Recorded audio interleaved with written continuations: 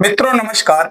मित्रों आज एक बार पुनः काशी एक रहस्य की इस श्रृंखला में मैं आप लोगों के साथ काशी में आगम शास्त्र की परंपरा इस विषय पर चर्चा करूंगा, जिस पर प्रकाश डालने के लिए हमारे साथ उपस्थित हैं पद्मश्री से सम्मानित विश्व विख्यात इंडोलॉजिस्ट, कश्मीरी शिववाद की अग्रणी विदुषी, आईजीएनसीए की दीर्घकालिक शोधकर्ता और काशी की आगम एवं तंत्र परंपरा की गहन अध्येता प्रोफेसर बैटिना शारदा बौमर जी महोदया, हर हर महादेव। हर हर महादेव।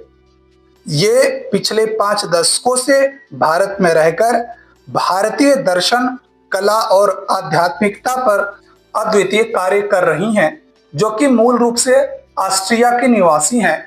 महोदया, सबसे पहले तो मैं आपको बधाई देना चाहूंगा कि जिस तरीके से आप काशी में रहकर आगम शास्त्र के माध्यम से आपने अपनी सेवा दे रखी है, तो आप निश्चित रूप से बधाई की पात्र हैं। महोदया, आपको ध्यान में रखते हुए मैं आपसे जानना चाहूंगा कि आपका काशी से क्या संबंध रहा है और किस प्रकार आगम तंत्र परंपरा ने आपको आकर्षित किया। आप हमारे दर्शकों को बताने की कृपा करिएगा। मैं तो 50 साल से ऊपर मैं काशी में रह रही हूँ। जी जी। पहले मैं पीएचडी में थी जी। इसके बाद कुछ और रिसर्च जैसे एजेंसी और दूसरे रिसर्च संस्था में मैंने काम किया है। जी। और शुरू में मेरा विषय तंत्र नहीं था, लेकिन शुरू में वेद उपनिषद था। मैं 10 साल तो वेद में उपनिषद में मैंने बिताया। जी। लेकिन एक बार आप तो जानते हैं सबसे प्रसिद्ध तंत्र शास्त्र के विद्वान था गोपीनाथ कविराज। जी जी। तो मैं उनके पास जाती थी, केवल सुनती थी, इतना मेरा ज्ञान नहीं था प्रश्न पूछने के लिए, लेकिन फिर भी कभी प्रश्न पूछे हैं। जी। तो उस समय मैं वेद में थी। जी। तो एक दिन कविराज जी मुझसे देख के बोल रहे आप तंत्र में जाइए। तो ये एक कैसे आदेश था, न केवल मतलब रिसर्च की दृष्टि से, मैं आध्यात्मिक दृष्टि से। जी। तो ये क्योंकि वेद तो बहुत, उसमें बहुत ऊंची बातें हैं और उपनिषद से मुझे बहुत प्राप्त हुए, लेकिन उसमें कुछ सीमा है। तो कविराज जी का आदेश, मैं नहीं कहती हूँ कि मैं तुरंत तंत्र में गई हूँ, प्रवेश किया। लेकिन ये जो मेरा आध्यात्मिक कोच था जी, उसके अनुसार मैं धीरे धीरे उसमें प्रवेश किया है। और मुख्य रूप से जैसे काफी मैं 20 साल बनारस में थी जी। और बनारस से बहुत कुछ प्राप्त किया, बहुत कुछ सीखा है, बहुत पंडित लोगों से सीखा है और कई विषय सीखा है, केवल संस्कृत नहीं। लेकिन एक बार मौका मिला है, मैंने कुछ पढ़ा है कश्मीर शिव दर्शन के बारे में, तो मैंने सोचा ये जो मेरा दर्शन है उससे सिमिलर छूटा है, मेरे जो आध्यात्मिक खोज है इसमें सब उत्तर मिला है। तो एक मौका मिला है कश्मीर जाने के लिए। अच्छा। अब मैंने सुना है उसके बारे में, आपने भी सुना होगा, ठाकुर जयदेव सिंह। जी जी जी। ये बहुत बड़े विद्वान थे, उन्होंने बहुत कश्मीर शिव दर्शन के ग्रंथ को अनुवाद किया है और प्रचार किया है, बहुत अच्छे विद्वान थे और मेरा अच्छा संबंध था ठाकुर साहब के साथ। तो लेकिन ठाकुर साहब इस दुनिया से चले गए थे 1986 और उसी साल मुझे मौका मिला कश्मीर जाने के लिए और स्वामी लक्ष्मण जी से मिलने के लिए। तो ये मेरा जो कोच था ये पूरा हो गया। तो ये इसके बाद मैंने स्वामी जी से दीक्षा लिया और उसके बाद तो एक चाबी है ना ये जो परंपरा है, तंत्र तो रहस्य है, जी जी और उसके लिए एक चाबी चाहिए उसको खोलने के लिए, उसको समझने के लिए। तो उसकी चाबी है दीक्षा। तो उसके बाद जो मैं पहले पढ़ती थी, ये एक केवल शब्द थे, बाद में अनुभव हुआ। जी तो इसके बाद में कई शास्त्रों के, तंत्रों का स्टडी किया है, और इसके बाद अनुवाद किया है और इसको पढ़ाया। तो ये सब स्वामी लक्ष्मण चू की कृपा से। और बनारस में तो कई गोपीनाथ कविराज, तो सब जो आजकल कहते हैं ना तंत्र के विद्वान है, सब उनके शिष्य हैं। जी गोपीनाथ कविराज जी जी अभी तो नई पीढ़ी है, लेकिन गोपीनाथ कविराज के बाद तो सब उनके शिष्य थे। कोई भी दूसरे विषय में भी, जैसे संगीत शास्त्र है या कला शास्त्र है, कोई भी है, जी लेकिन विशेष करके तंत्र में तो मैं उनकी शिष्य नहीं हूँ। उन्होंने मुझे केवल मार्गदर्शन दिया है और ये सही हो गया। तो बनारस में कई पंडित थे जिनके साथ मैं बहुत नजदीक काम किया है। एक पंडित हेमेंद्रनाथ चक्रवर्ती, जी ये गोपीनाथ कविराज जी के सख्त शिष्य थे। दोनों मतलब ज्ञान से और आध्यात्मिक दृष्टि से, और उनके साथ मैंने बहुत काम किया है। मतलब काम, इसका मतलब एक तंत्र को पढ़ना, समझना, फिर अनुवाद करना, फिर समझाना। तो ये सब पंडित चक्रवर्ती के साथ बहुत काम हुआ है। उसके अलावा भी एक बनारस में जो भी तंत्र के अध्ययन करते थे, इकट्ठे हो गए थे और एक जिसका नाम था तंत्र गोष्ठी बनाया। जी उसमें सब पंडित थे और मैं अकेली औरत, अकेली यूरोपियन, लेकिन मुझे स्वीकार किया है। तो तंत्र गोष्ठी में जैसे हफ्ते में 15 दिन में एक बार मिलते थे, तो कोई कुछ प्रवचन किया, फिर डिस्कशन हुआ है।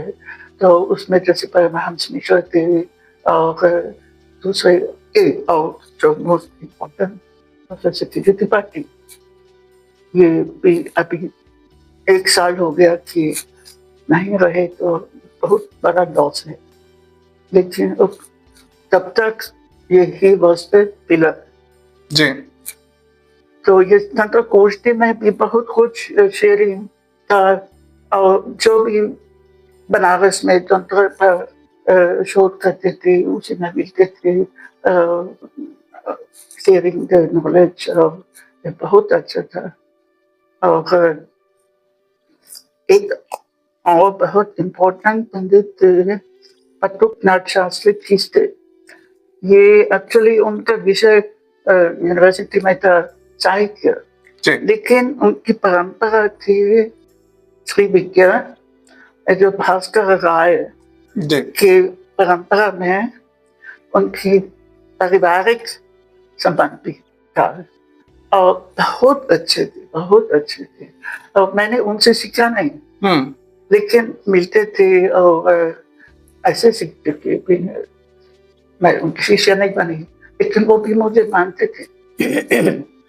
तो ये भी क्योंकि उनके संप्रदाय में भी मतलब शक्ति का महत्व है, इसीलिए मैं औरत हो के उनको कोई प्रॉब्लम नहीं था।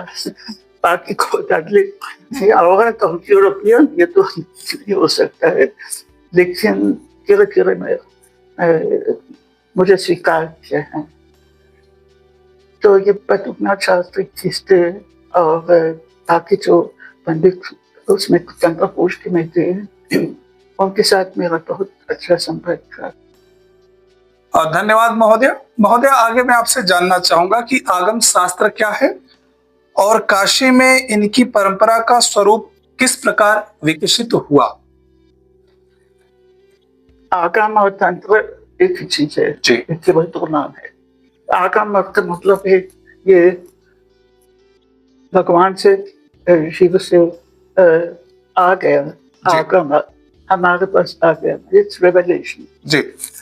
तो जो जीवित परंपरा बनारस में है, ये तो मंदिरों में है, जी। और कुछ मंदिर ज्यादा तांत्रिक हैं, कुछ ज्यादा वैदिक हैं, कुछ में ये दोनों मिलते जुलते हैं। जी। तो मैं तो समझती हूँ कि जैसे केदारनाथ है, केदारनाथ इसीलिए तांत्रिक है क्योंकि गौरी केदारेश्वर, उसमें लिंग में भी शिव शक्ति, जी। गौरी और केदारेश्वर, तो इसीलिए जैसे विश्वनाथ में नहीं है, जी। विश्वनाथ शिव है, हम्म। और लेकिन केदारनाथ में ये यूनियन ऑफ शिव एंड शक्ति, तो ये तो तांत्रिक है, और ये भी उसमें भी शैव सिद्धांत का इन्फ्लुएंस है, इसीलिए दक्षिण लोग ज्यादा जाते जी। हैं। और तो एक एग्जाम्पल है जिसमें तो मेरे लिए बहुत इम्पोर्टेंट है केदारनाथ। और बाकी सब मंदिर में कुछ नहीं कुछ, कोई ज्यादा शाक्त है, कोई ज्यादा केवल शैव है, लेकिन एक बहुत स्पष्ट बात है कि अष्ट भैरव, जी। काशी में अष्ट भैरव उसके पूरा सेक्रेट कॉम्प्लेक्स को कवर करते हैं। तो भैरव तो तांत्रिक देवता है जी। और उसमें जो मेरा अनुभव है कि जैसे काल भैरव है, बिल्कुल तांत्रिक है। जी। और मेरा जो अनुभव, जो कम लोग जाते हैं, लाट भैरव, लाट भैरव, उसमें मैंने बहुत तांत्रिक पूजा भी देखा है। जी। तो अष्ट भैरव एक क्लियर एग्जाम्पल कि ये तांत्रिक स्थान है। और काला भैरव के बिना तो प्रवेश नहीं कर सकते हैं, जी।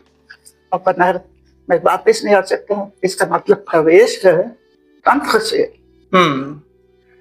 विश्वनाथ बाद में, पहले काला भैरव, पहले काल भैरव। तो ये बहुत इम्पोर्टेंट है। और जो शक्ति की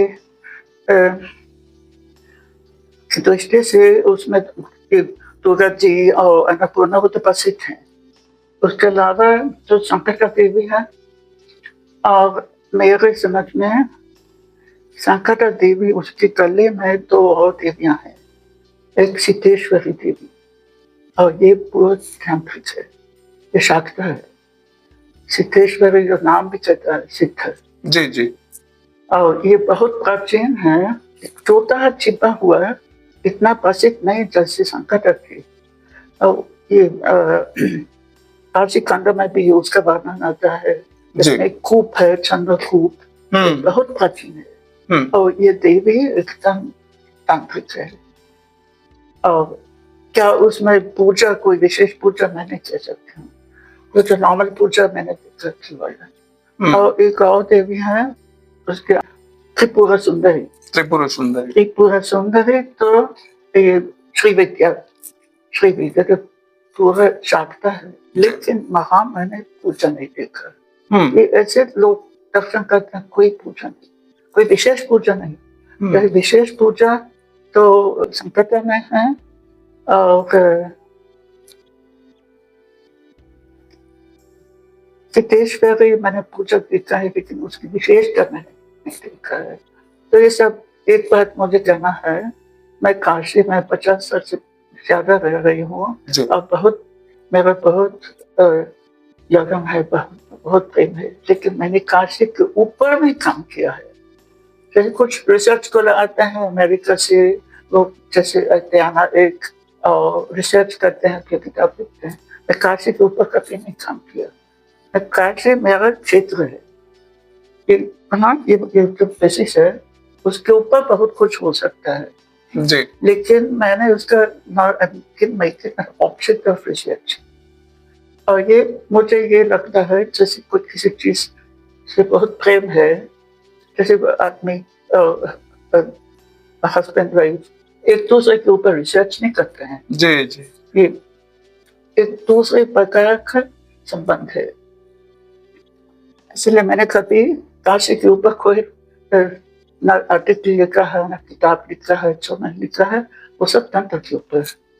केवल एक आर्टिकल लिखा है, ये बहुत छोटा एक वॉल्यूम द पंडित, अच्छा और उसमें मैंने लिखा है तांत्रिक पंडित वाराणसी।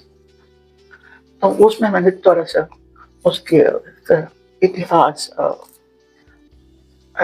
उसके डेवलपमेंट और उस समय जो 20 साल पहले शायद ये बदल गया, जो बहुत लोग ये पंडित तांत्रिक पंडित को चले गए, जी इसीलिए बहुत परिवर्तन हो गया।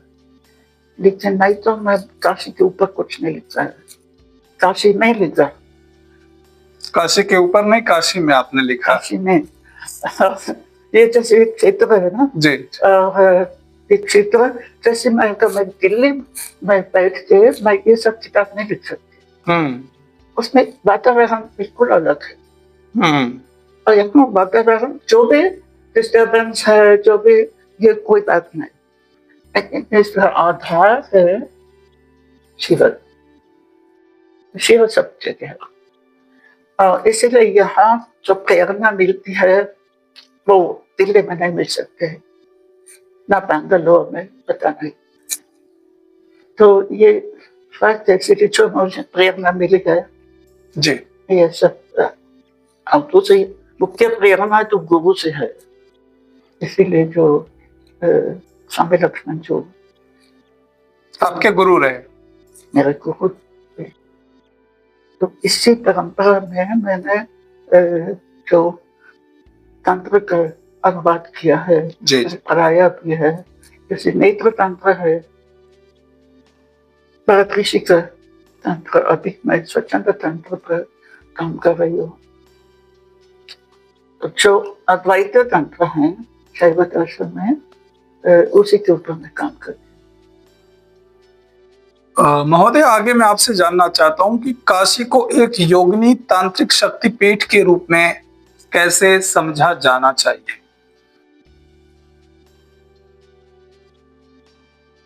थोड़ा सा तो मैंने उसका जवाब दिया है, लेकिन जब मैं नहीं कहती हूँ कि काशी एज ए होल जी शक्तिपीठ नहीं माना जाता है, केवल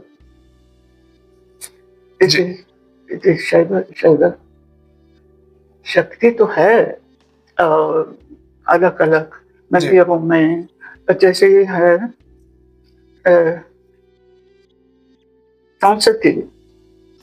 चौसठी मंदिर, इसका मतलब है वहाँ एक मंदिर था चौसठी योगिनी का। जी चौसठी का नाम मतलब 64 योगिनी, जैसे उड़ीसा में है, मध्य प्रदेश में है 64 योगिनी। तो वहाँ था, लेकिन एक ही बच गए, एक ही तो उसका नाम है 64। ये तो योगिनी, और ये काफी केंद्र में है, काफी केंद्र में, तो इसका सब संबंध दिखना है इसके।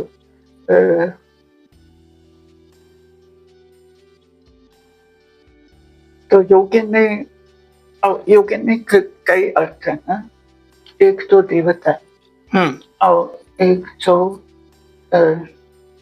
प्रसिद्ध और संपूर्ण रूप से जिनके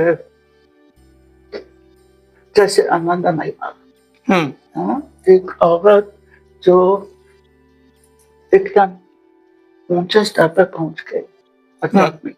जी जी तो उसका सबसे अच्छा यूनिक एग्जाम्पल आनंदमयी माँ है। आनंदमयी माँ तो योगिनी थी, देवी भी थी, कोई रूप लेती थी।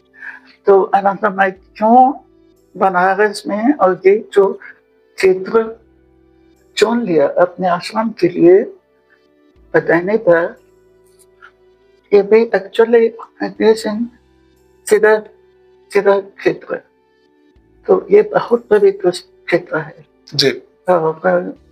तो जब आनंद में माँ की अभी तो बदल गया, बहुत चीजें डाउन हो गई, तो ये he was present as a yogi, ji. accomplished yogi। महोदय, आगे मैं आपसे जानना चाहूंगा कि काशी में शैव, शाक्त और कापालिक परंपराओं का आगम शास्त्रों से क्या संबंध है? ये तो ये प्रश्न एक उत्तर है प्रश्न में उत्तर है।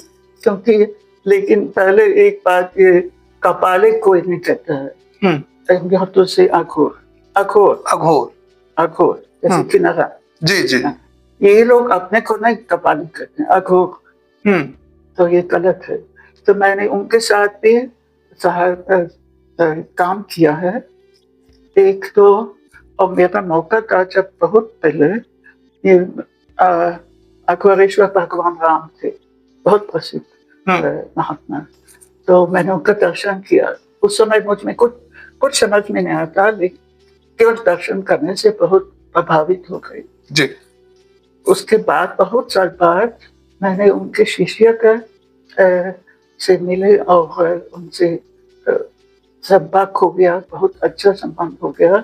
ये बाबा हरि राम जी, और उनका आश्रम यहाँ पास में है, मेरे घर के पास। अच्छा। अघोर फाउंडेशन।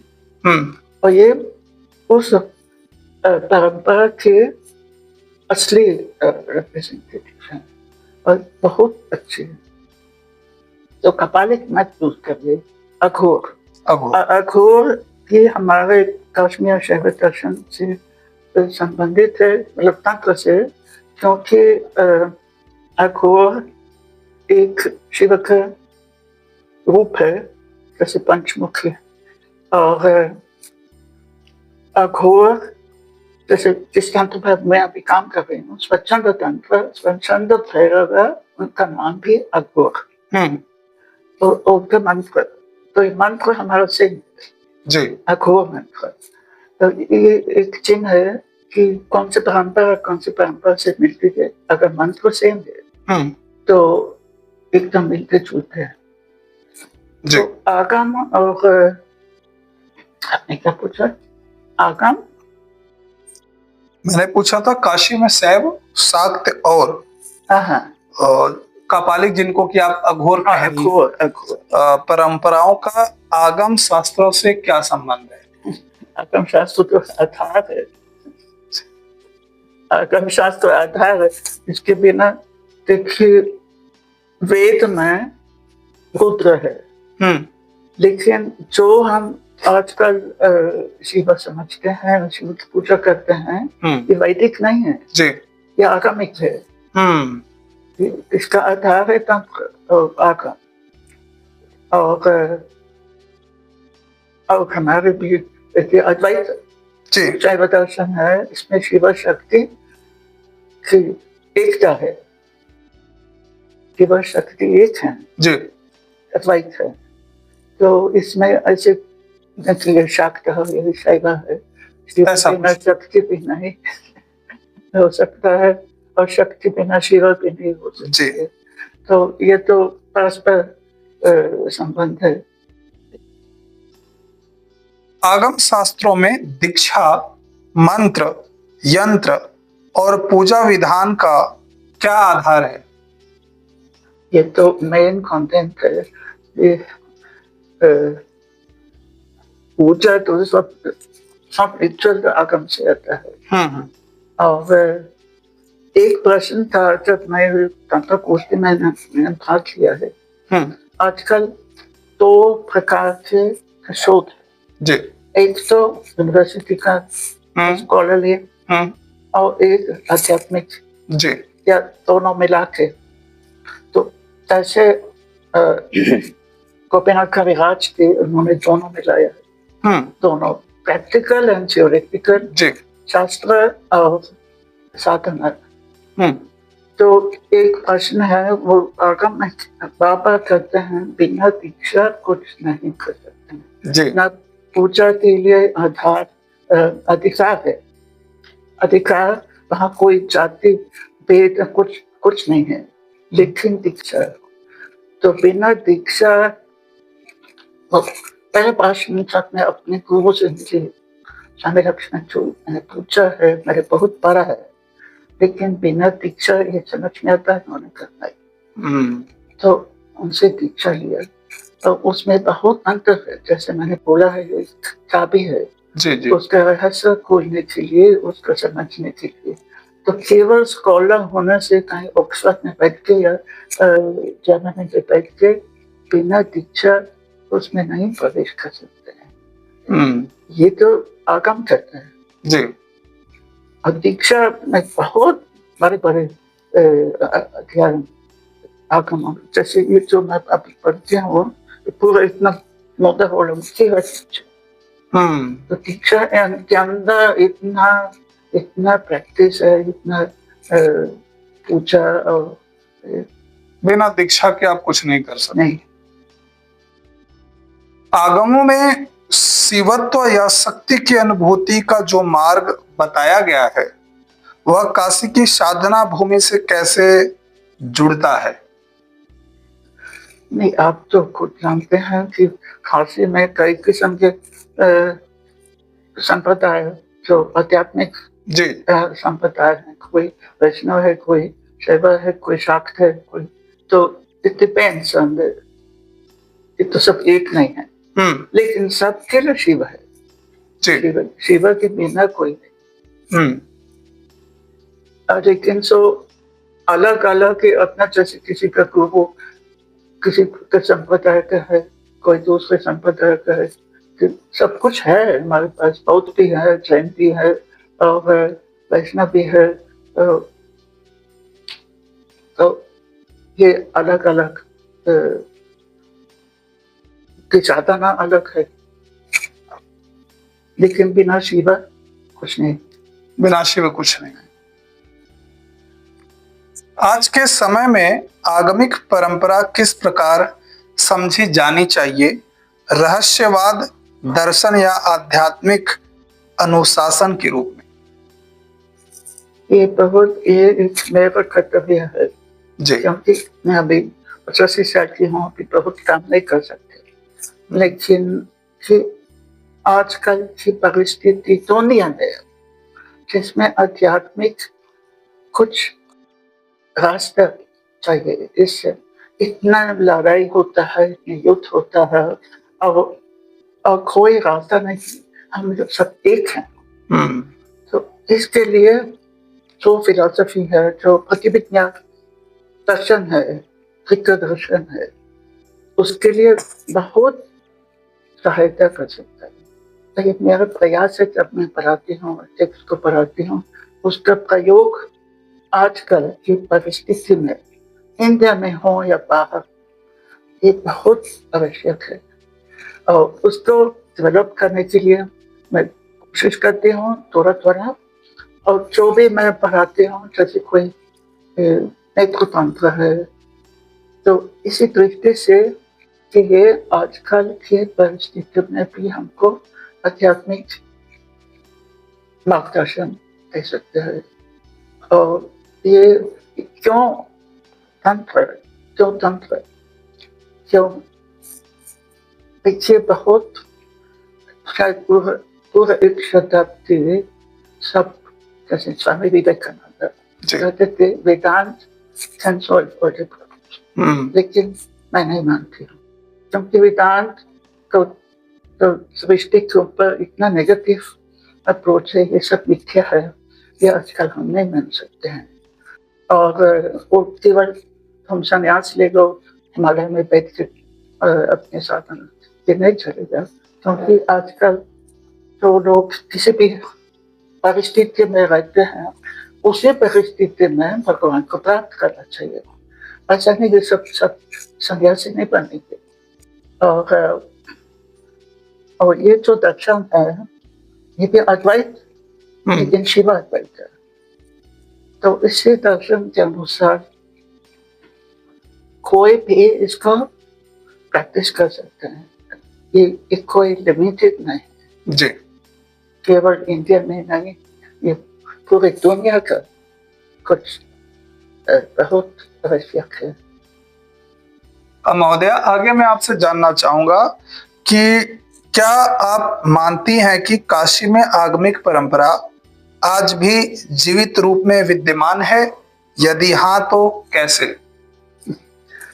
देखिए, मैं थोड़ा सा काशी से दूर हो गई और जैसे मेरा लास्ट बहुत नजदीक संबंध था प्रोफेसर किरीट त्रिपाठी, जी और सर। इनके इनके रहने से तो जीवित था। बस जो उन्होंने भी सिखाया, और आजकल मैं थोड़ा दूर हो गया। मतलब मुझे कोई, इट्स नॉट अ जजमेंट, लेकिन मुझे पर्सनली कोई नहीं दिखाई देता है जिनके पास मैं जाऊँ जो और कुछ ये था। केडी त्रिपाठी सर थे उनमें से। बहुत बहुत अच्छे थे, और ये तो सब शिष्य हैं। जैसे गोपीनाथ कविराज के शिष्य थे, केडी त्रिपाठी के शिष्य हैं, लेकिन हो सकता है कोई हो, लेकिन इसमें एक जवाब है जी। किसी ने हमें लक्ष्मण चौर से पूछा है, जब उन्होंने कहा कि अब मैं चला जाऊंगा, तो हम रोने लगे, बोले कि आप चले जाएंगे तो हम किसके पास जाएंगे, कैसे आगे कैसे अपने इसको प्रैक्टिस करेंगे। तो उन्होंने कहा, ये आकाश की तरफ देखकर दिखाया, देखिए आकाश हमेशा रहेगा, ये मैं रहूं या नहीं रहूं, कोई मेरे बाद कोई रहे या ना रहे, लेकिन ये परंपरा हमेशा रहेगा जैसे आकाश।